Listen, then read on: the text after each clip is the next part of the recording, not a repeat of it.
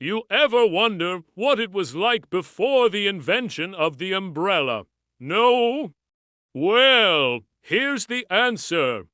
It's a prehistoric cartoon about a caveman named Dango who lives in a lush, primitive jungle.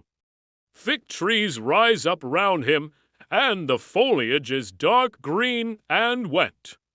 The ground beneath his feet is damp, and the air is heavy. There's a noticeable absence of birdsong or buzzing insects. It's just the dripping of water from the thick leaves overhead. And speaking of leaves, the sky is obscured by heavy, ominous dark gray clouds that seem to be pressing down on Dango's little patch of jungle. But he doesn't seem to notice. He's either walking along, perhaps carrying his club, or inspecting something trivial on the ground. The sky is darkening, and the wind is picking up, but Dango remains cheerfully oblivious as the first raindrop falls from the sky. He looks up with a puzzled expression. A few more drops fall, and he frowns. Now it's really coming down. He runs for cover, but the nearest tree has very few leaves and provides little protection. Soon, the water is cascading onto him like a surprise shower. He gasps, shouts in surprise and cold. Then the tree gives way, and the whole mass of leaves falls down with a sickening squelch. Defeated, Dango sinks to his knees in the mud. He looks up at the uncaring sky and lets out a miserable yell. Then he notices a giant leaf on the ground nearby.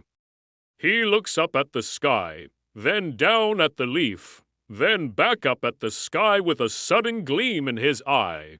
He rips the leaf off the plant and holds it over his head like a makeshift umbrella. It immediately bends under the weight of the water, but Dango is too busy admiring himself to notice.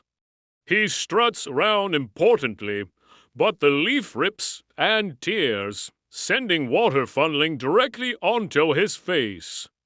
He is now thoroughly soaked, completely defeated, and his umbrella is in shreds. With a final resigned sigh, he drops the useless leaf and begins to run. Through the pouring rain, his eyes catch sight of the dark, stable opening of the rock cave nearby. He bolts towards it, slipping slightly on the wet ground. Then he's just inside the entrance. Instinctively, he shields his head, then stops, panting. Slowly, he realizes he isn't getting any wetter. Cautiously, he extends his hand out into the pouring rain, then pulls it back, dry. He looks up at the solid, dry cave ceiling above him. Then he does it again, this time with both hands. A huge, goofy grin spreads across his face. He throws his tattered leaf umbrella aside with glee and flops down onto the dry cave floor. He lies there for a moment, then begins to kick his arms and legs wildly in the air in hysterical celebration, laughing triumphantly.